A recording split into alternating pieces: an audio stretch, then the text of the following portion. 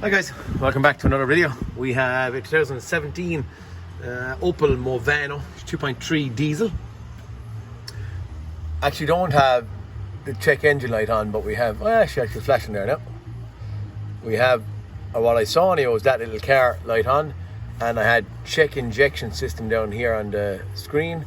Now I'm just seeing that I see the check engine light starting to flash there now. Okay, anyway, fault codes. We have a P0244 turbocharger wastegate solenoid valve control circuit. What are we taking from that? That the solenoid valve that controls the wastegate, I suppose self-explanatory here, has some kind of a circuitry fault. So we're going to go out and just have a little fast look. Now I'm going to tell you straight, not familiar with these yokes. It's a back wheel drive yoke, so we have the engine being longitudinal, which is a bit unusual nowadays. Well, a little bit unusual. And it is also a bi-turbo, so we have a turbo down here and we have a turbo sitting up there. Now, don't know too much about them, but what I'm thinking, probably should have brought a little screwdriver with me. Thinking I'm going to open circuit that solenoid. Another one down here, but I don't know which one is which. I'm going to open circuit that and just see if I can pinpoint which actual solenoid I'm going to be chasing after. So by opening circuit and that thing, I'm hoping that I'm going to get an open circuit. I'm hoping that I get an open circuit for that same turbocharger wastegate solenoid valve. I'm hoping. Right? So we're going on, we'll open this thing. Okay. Have that opened up. Again. Go. Let's see. What I might do is I'm going to cycle the key off. Just leave it send out kind of a test voltage and see if it does anything. Or sees it or whatever, maybe. Sure, on clear faults? No. I just want to go. We'll go back out a little bit. We go to read fault codes. All I'm trying to do is go back a little bit in order to go forward with the pretext or the hope that this thing will see what we're after doing. Okay. So turbocharger 2 wastegate control circuit.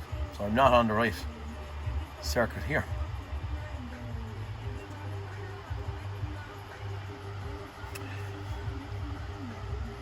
What I'm actually seeing and picking up though from this is that, right, that's the turbocharger 2 wastegate solenoid, which is good for us. We're getting a bit of identification here.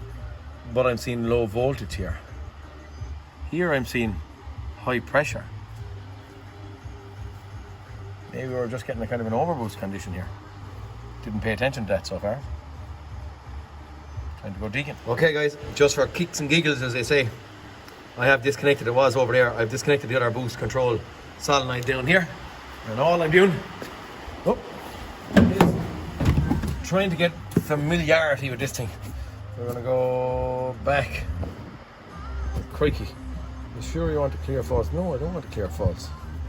We're going to cycle off. Key again. Key back on. Read fault codes. The more I know about this, haven't worked much on bi-turbos or 2 turbos, surely and just purely because of that, I'm actually wanting to find out more. But I can just see here that I didn't get any other faults. Now I would have thought I might have got a low voltage one here. I'm going to go back. Are you sure? Maybe that was what brings me back down here, I don't know. No, I don't. Okay, we'll go back out of it. And we're going to do one more cycle off, cycle back on, and then come back again, going for a crack. ECM. All I'm doing is I'm just trying to see why it's on a fault cut.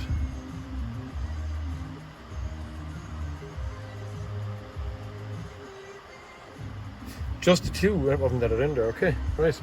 What I might do, might clear faults and just see if this is hard at this point in time with that being open. Are you sure you want to clear fault code? Yes. Cleaning fault code memory. Please wait. We got the ignition on. We have successfully cleared, but there are still okay. So read fault codes. Okay, so now at this point in time, once we cleared and wiped, actually look what we have. We have turbocharger 2 again. Wastegate solenoid. Interesting. Okay, so we're still on the wrong setup, so we go digging again. Okay, I suppose if a fella was wise enough to go looking at any point in time, he'd see. So we're still on turbocharger 2. I have Stucky Wookie. Stuck that back on, but then when I look, I have canister down here, pipe coming out and up to that solenoid, a vacuum pipe coming up to a vacuum canister here.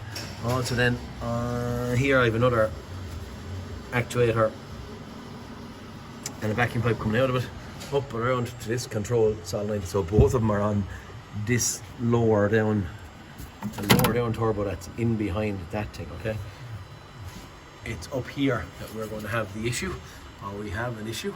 And what I see is I have 2 control solenoids.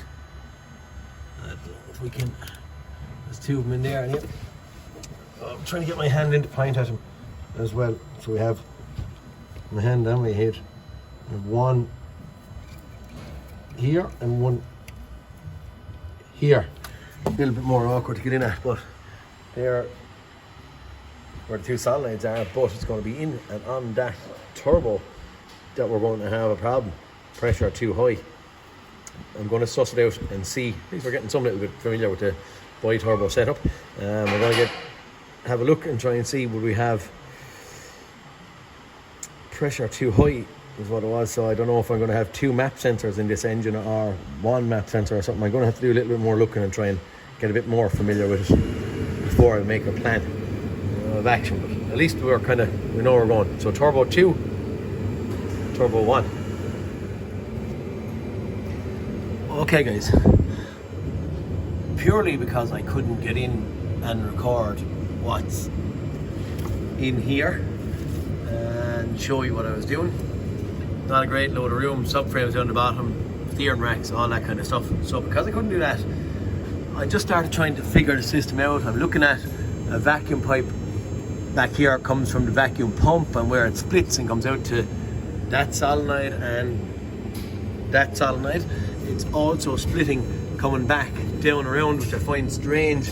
It's going on to this unit here, and that unit has no connection block on it or pipe going off it, so I'm presuming that's just done by the factory. And the other one, I don't know if we can see it yet, it's teeing off of here, then coming up around and over and across. And when that comes across is one pipe in here, heading down, and down there it splits into 2. I know it's not very easy seeing there, but it splits into 2 just there and onto those 2 solenoids. Now what I've done is I've just pulled off where those 2 pipes are going, and I put vacuum pipes on it, okay? And what I've done real stupidly, not stupidly but just sillily, on that one I just put a pipe off and I had vacuum upside down, but you get the gist of it. On the other one I cannot create a vacuum, so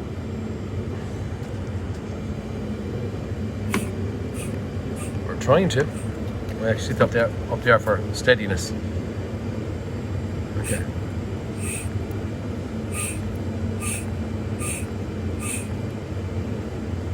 Okay, if I'm operating with vacuum, I kind of don't like that.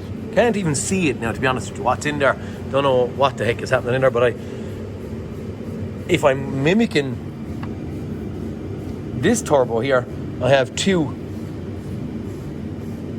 turbo actuators, or vane wastegate actuators, whatever was going to be in here. So that one down there, I ran a pipe onto. That's the bigger of the two.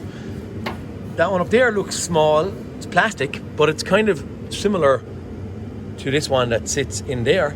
And on this one, with the hose that I have, I can create a vacuum. All right. I'm gonna go awkward with the camera for a second. That's me working with my hands now. 1 second. Okay. Right. I have now that vacuum gauge put onto that big canister that sits down here. And at this point in time, now because of the size of it, I noticed that my vacuum was slow to build, but every time I draw, you won't be able to see it, I don't believe. I can see the actual pins, not the pin, the armature, or the arm sticking out of the vacuum canister drawn in. So it does create a vacuum once that goes back. Now it isn't, yeah, it's actually back to its entirety there now. I'm going to try and, if I could turn the light on me phone, what I'm going to do, I'm going to stop and I'm going to turn on the light on my phone. Okay, I have the vacuum still pulled on that. I'm going to put my phone down.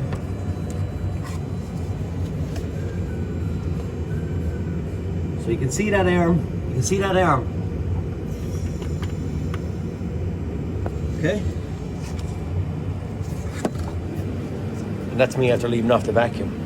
What might be interesting now, you might actually be able to see it on camera more than me. I'm going to stick the phone in the back and just see what I can nearly see for myself and that you might get to see.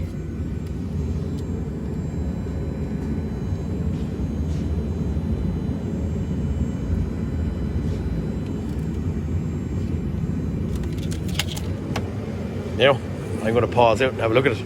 Okay, I think I saw the small vacuum canister in there. Sure, hey, this has to be bandaged. I'll record actually the vacuum pipe on it. I haven't got my Viti vac set up, so I'm going to set my Viti vac back up on that, and I'll try and pull a vacuum while we're looking at it. So, okay, guys, I'm at doing this twice and I couldn't get it, so hopefully third time lucky. 1, 2.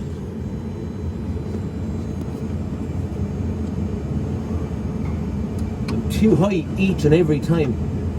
I'm pulling a vacuum there now.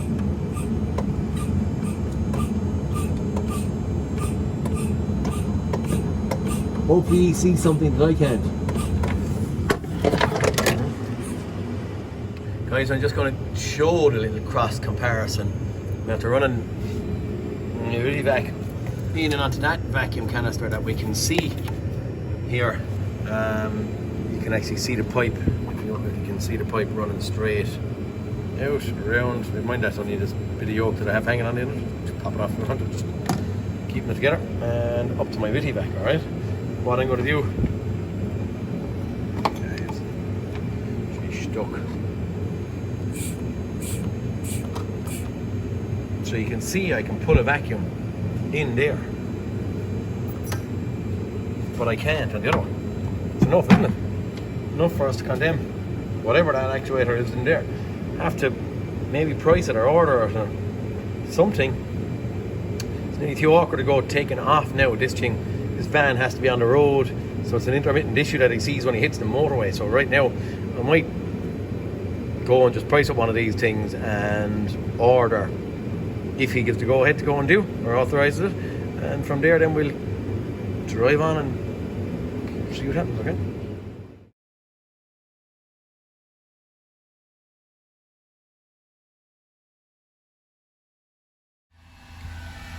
Okay, guys, don't know whether we are going very factually right or not, but anyway, I've got our new EGR cooler with the part that we want to change on it.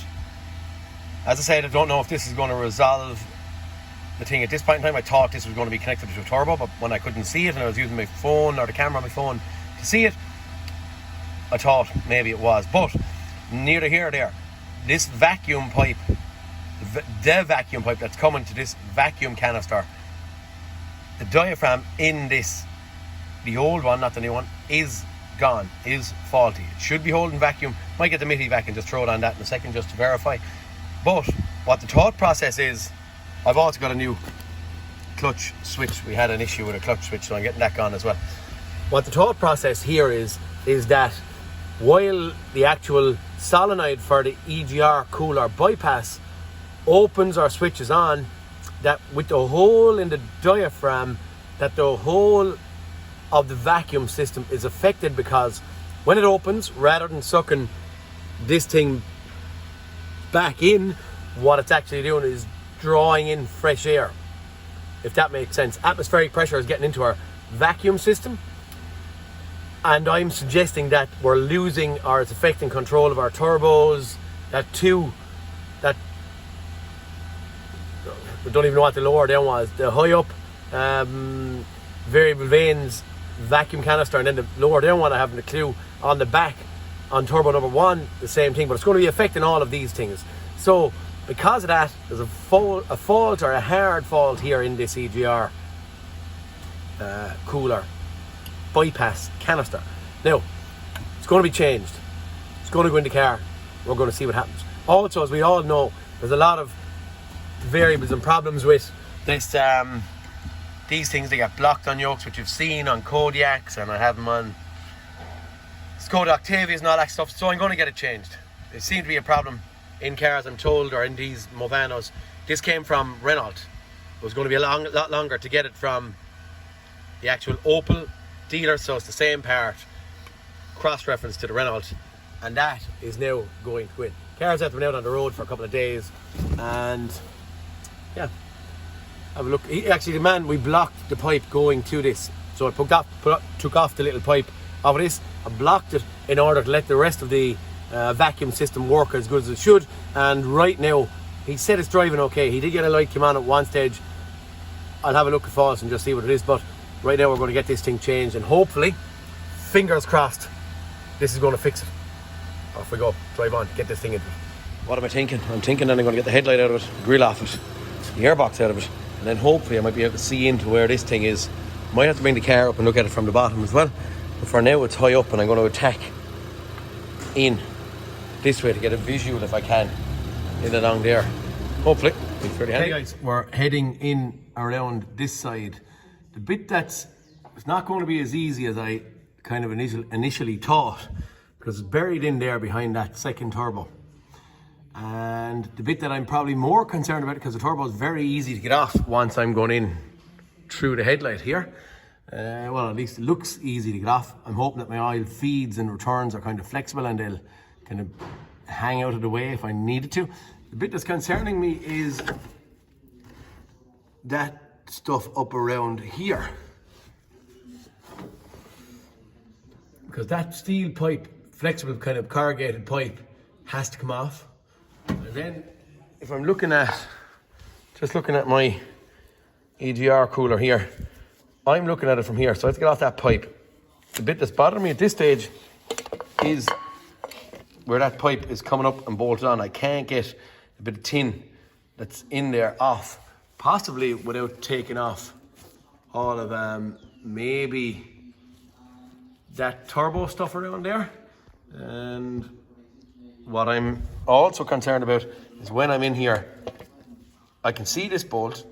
This one is going to be awkward from this side. If the truth is told, it nearly looks like this thing is assembled wanting both of the turbos taken off it, but what can we do? Only keep disassembling until we get to a point. What have I done so far? I have taken out a lambda sensor, get off heat shields around here. There's another heat shield down here that was quite awkward to get off. I had a couple of bolts holding on little steel brackets and stuff that was holding these solenoids in place. I pulled those pipes up out of the way just to get a bit of room. What I'm now doing is I'm taking off this bit of a pipe here, and yeah, I'm just slowly but surely trying to make a little bit of room to get in and get this thing out. But it is not going to be a 25-minute or a half an hour job. I'd say this is going to be relatively slow. It could take me, by the looks of it there, I'd say 4 or 5 hours. Anyway, we're going to keep on stripping and see where we end up. Good news is the turbo came off relatively easy, and our oil feeds and our oil returners, I thought they are flexible. That hung out there fairly handy, and I can see into my cooler a little bit more. Still have the challenge of the stuff down here. The bad news is, the old breaking of bolts. So that has to be resolved as well. Pity I tried wiggling in and out nice and gently, but anyway, it didn't work. All right, carry on. And guys, every day they say is a school day. So this, I suppose, luckily it's not a variable vane turbo because they give a bit of trouble. But this is controlling the actual second turbo. This thing is a swap over valve between one turbo and another. I don't know.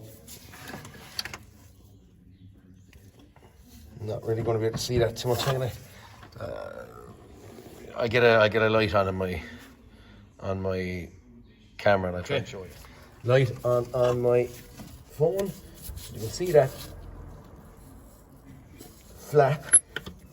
Okay, that flap in conjunction with a little bit of a sleeve sitting here that sits into the turbo is it sends exhaust gas by one turbo or the other, so it can switch over. So that big vacuum canister way down there is the switchover actuator, if that makes sense. So we'll either get exhaust gas going for this turbo here or for this turbo. Simples. Keep on going. Okay guys, we're starting to get in there. I have to say, everything is a stretch. From the bottom, you won't be able to get up at much. From the top, you can't really get in at much. One of the lads suggested pulling the whole front panel off it, which might have maybe taken the stretch bit out of it. But everything is at an arm's reach. If you get what I'm saying. It's not fantastically for the faintest of hearted. Understand that when you're going at it, it's going to be a little bit fiddly and awkward. I suppose I'm about 2 hours or so, 2.5 on stripping now. Everything is dainty and dinky and small and plasticky, and you'll break it. There's no big robustness in anything. I've taken off, or I'll return from the turbo. I've unbolted from up here on this turbo, so that's out of the way. This oil feed pipe here, again, to turbo number 1 is bolted onto the block here. I've taken that out and I've just bent it out of the way a slight little bit. Lads will say don't bend it, but I don't mind a slight little tweak on them. I didn't want to strip off a load of stuff to get off the top one. Even the clip on that water hose is hard to get in at, to squeeze and get it off it. So that's off it. I had to clip off the one above. Now the other bit, I've taken off the vacuum canister off of it to try and gain a little bit of room and a little bit of access. And I have another piece of a yoke. Sorry. Zoom me out. This one, I've taken out that bolt out of this. I've taken off that canister off it, just to gain a bit of access. I have a feeling from looking at it with a mirror, there's 2 bolts going in here, and I might be able to avoid going at this. It's hard to get in at it because at the very, very back of the engine. And even if I do get it out, getting it started again is going to be hard. So I'm thinking that maybe if I can get into these 2 here, they might be a little bit easier. And this might only be a little 90-degree bracket. Again, hard to see, but all going through stretching and mirrors and blah, blah, blah. But look, we're going to try and see, can I get these 2 bolts out? And hopefully then, at that point, 2 bolts holding on, and I should nearly have it off. Fingers crossed. Okay, guys. Hey, we have it off. I suppose in the wind-up, come off relatively easy. The one good thing I'm going to see and show you here is just, don't go after these 2 bolts. Go after these 2 bolts. Now, I couldn't see them, but I was able to use a mirror and deflect it at angles to try and get socket in on it. Once I got the socket in, it was actually they're straight 90 degrees, whatever you want to call them, out from the engine block, but they're straight and easy to get at. The little gasket fell off on the way out, alright, but it should clip on or hold itself on back on the way back in. Now, maybe some lads are screaming at me and saying, hey, why didn't you just unbolt that, take off the clip and put that on it, because that's the only problem I had. I couldn't get that on its own, bought the whole unit. And as ye know, again, probably that these EGR coolers block a lot, not only on these things, but just in general, they block. And totally due to that, what I'm doing is I'm changing it as a precautionary thing, the whole unit, because I find anytime I go messing and taking bits apart that I create a problem. So right now, the whole lot was getting changed purely as a precautionary thing rather than actually only doing half it. Maybe in a little while, a bonus footage on the end, I might disassemble, but right now I have it out of the car and I think I'm going to start reassembling relatively fast if I can at all, purely because I like to get things when I'm taking apart back together as fast as I can. So here we're going to reassemble. It's getting kind of, well, relatively late. It's about 7 o'clock. Probably should be going home. I'm going to spend another hour or so on, and I still have that bolt in there that I'm just thinking of or seeing. Lovely. Okay, keep on going. I'm going to swap over. I'm going to probably take this canister off of this one again before I refit it, just for ease. Maybe it mightn't be quite as bad on the way back in. I actually thought I was taking it off to get into these bolts, so maybe I may not. It'd be nice if I didn't, I suppose. Okay, we'll try and avoid taking it off and see where we end up. Just to verify, guys, there is our bit of our diaphragm. All I'm going to do is stick this part of the hose in my gut.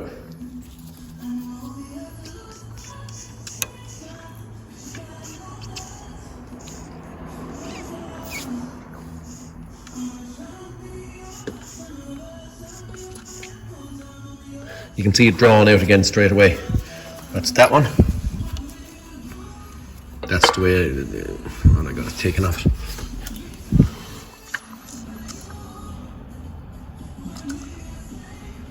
That's me leaving it off.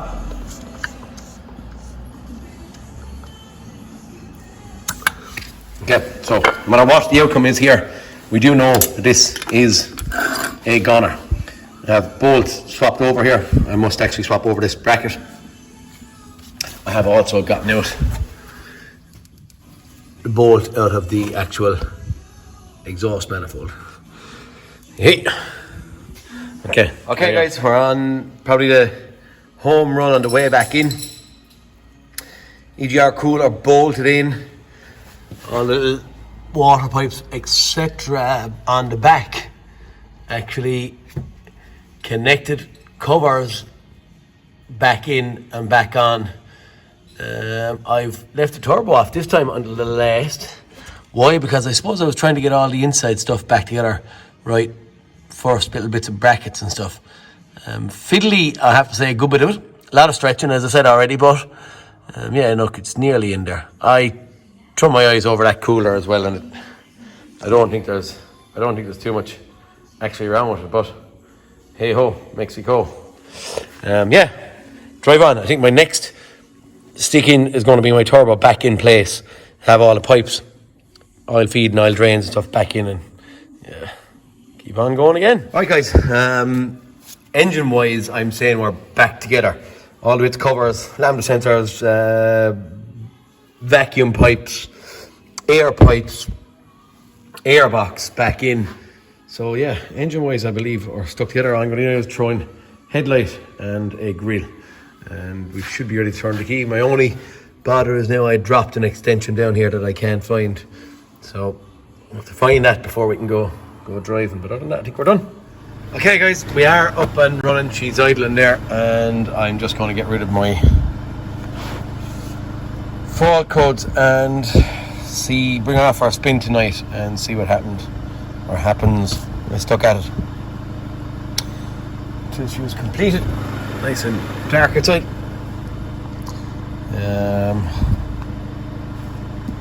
Car's running, so maybe might have an issue here. I already tried to turn it off, but yeah, she didn't clean her any of it because it was probably running. Okay, right, I'll have to move the UD over. Ignition back on, back. Are you sure to clear fog it? Yes. Cleaning fault memory.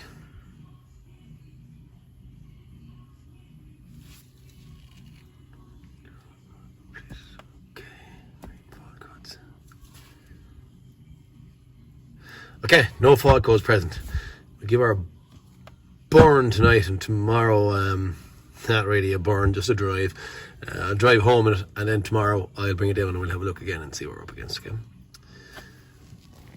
Hey guys, this Movano has been out on the road now for nearly 2 weeks. And why did I leave it out on the road for 2 weeks? I left it out on the road for 2 weeks because I thought I was kind of, in the back of my mind, I was wondering, hey, is this an actual fix? I didn't know. I wasn't massively confident there, I say. The owner has been driving it. He's only just rang me there a couple of minutes ago. And after 2 or 3 weeks of even driving, he has rang me back and he said the thing is flying.